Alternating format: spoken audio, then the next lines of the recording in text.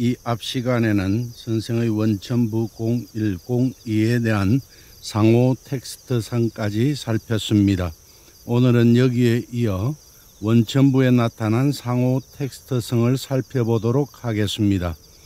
원천부 전체는 따로 제목 밑에 있는 설명란에 넣어두었습니다. 필요할 때 더보기를 누르면 원천부 전체를 보실 수 있습니다. 화면에 보이는 원천부 13의 동불사의 곡신, 곡신과 같이 죽지 않은 이는 노자 상편 제6장 성상에 나오는 말의 인유입니다. 여기에서 노자는 곡신은 죽지 않는다, 이를 현빈이라 한다. 현빈의 문이 바로 천지의 근원이다. 면면이 이어지는 것이 있는 듯 작용만은 무궁무진하다 하였습니다. 화면의 원천부 13 동불사의 곡신, 곡신과 같이 죽지 않은 이는 원천부 03 본어 천자 무궁, 하늘에 근본한 것은 무궁한이에서 이어지고 있는데 이는 노자의 현빈의 문이 바로 천지의 근원이다와 통합니다. 여기에서 현빈은 유연하고 현묘한 여성을 말하는 것으로 곡신이 영원히 죽지 않고 만물을 창조한다는 것을 뜻합니다. 화면의 원천부 13에서 곡신은 죽지 않는다는 말은 남명선생의 학기류 편에도 나타납니다. 학기류 편에서는 장자가 도체를 형용한 부분도 비록 좋은 곳이 있지만 노자가 말한 곡신은 죽지 않는다는 말이 가장 좋다고 써두고 있습니다. 상호 텍스트성을 갖습니다. 그리고 화면에 있는 원천부 14 실기모지 항해, 실로 기모의 항해이다에서 기모는 장자 대종사에 나오는 말의 인유입니다. 장자는 대종사에서 대도를 얻은 사람들이 어떠했나를 밝히면서 희위씨는 이 도를 얻어 천지를 헤아렸고 복희씨는 이를 얻어 원계의 모체를 취하였으며 감배는 이를 얻어 곤륜산으로 들어갔고 풍이는 큰 강에서 놀았으며 라고 합니다. 여기에서 기모, 원계의 모체는 만물을 창조하는 기운을 말하는 것으로 화면에 보이는 원천부 14에서 실기모지 항해, 실로 기모의 항해이다는 만물을 창조하는 기운이 가장 활발한 깊은 밤중이다 하는 뜻으로 해석됩니다. 그리고 원천부 35에서는 발대원어 곤륜, 큰 근원이 곤륜산에서 발원한다고 하였는데 이는 앞에서 화면에서 보인 장자의 말, 희위씨는 이 도를 얻어 천지를 헤아렸고 복희는 이를 얻어 원계의 모체를 취하였으며 감배는 이를 얻어 곤륜산으로 들어갔고 풍이는 큰 강에서 놀았으며 중에서 감배는 이를 얻어 곤륜산으로 들어갔다는 것과 통합니다. 곤륜산은 황하강의 발원점이라고 믿는 전설 속의 산이며 산 중에 불사의 물이 흐르고 선녀인 서왕모가 살고 있다는 산입니다.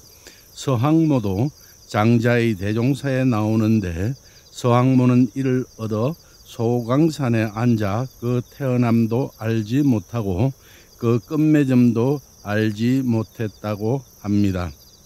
화면에 보이는 원천부 14 실기모지 항해, 실로 기모의 항해이다와 원천부 35 발대원어 곤륜, 큰 근원이 곤륜산에서 발원한다는 상호 텍스트성을 갖습니다.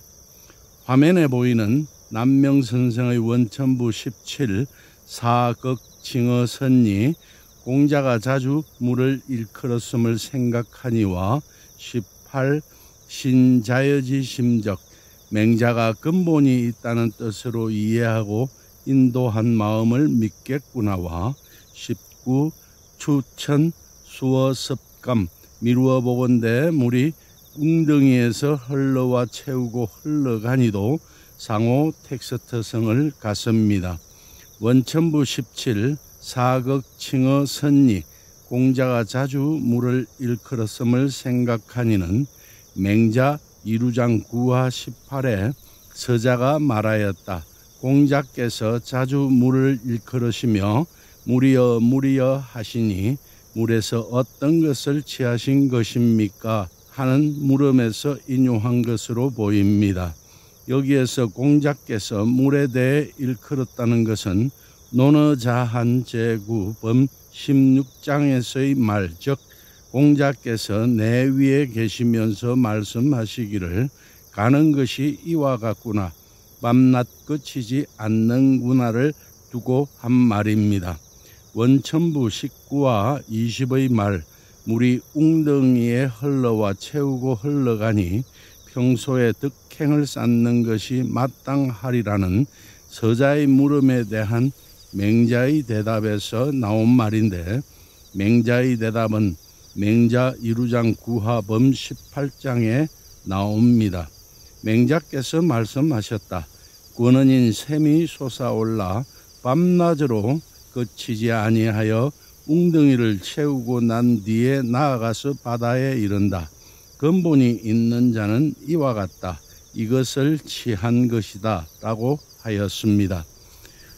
여기에 대하여 남명선생은 원천부 18에서 신자여지 심적, 맹자가 근본이 있다는 뜻으로 이해하고 서자를 인도한 마음을 믿겠구나 하는 것이고, 원천부 19 추천 수어섭감 미루어 보건대 물이 웅덩이에 흘러와 채우고 흘러가니는 앞에서 보인 맹자의 말 끊어진 샘이 솟아올라 밤낮으로 그치지 아니하여 웅덩이를 채우고 난 뒤에 나아가서 바다에 이른다. 근본이 있는 자는 이와 같다 하는 말에서 인용한 것입니다. 이들은 모두 상호 텍스트성을 갖습니다.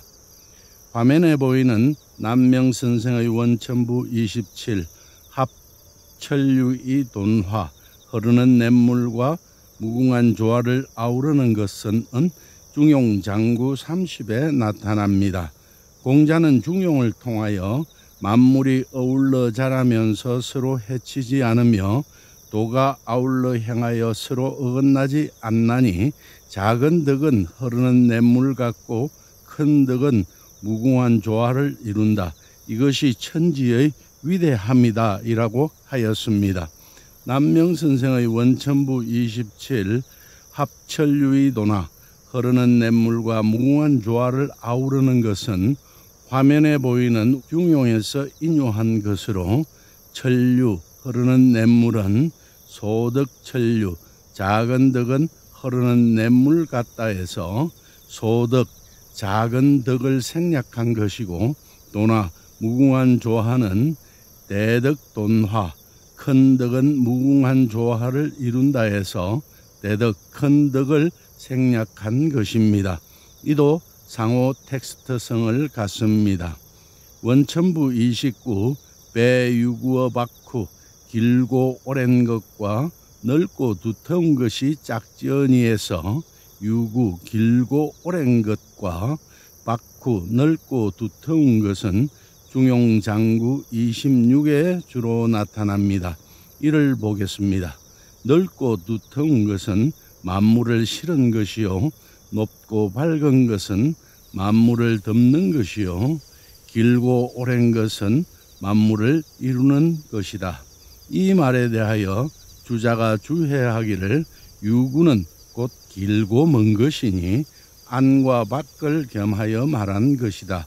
근본이 길고 먼 것으로서 높고 두터운 것을 이룬 것인데, 높고 두터운 것이 또 길고 오랜 것이니 이것은 성인이 천지와 더불어 쓰는 것과 같다는 것을 말씀하신 것이다 하였습니다. 넓고 두터운 것은 땅을 짝하고, 높고 밝은 것은 하늘을 짝하고, 길고 오랜 것은 끝이 없는 것이다. 하늘과 땅의 도는 넓고 두텁고 높고 밝고 길고 오랜 것이다.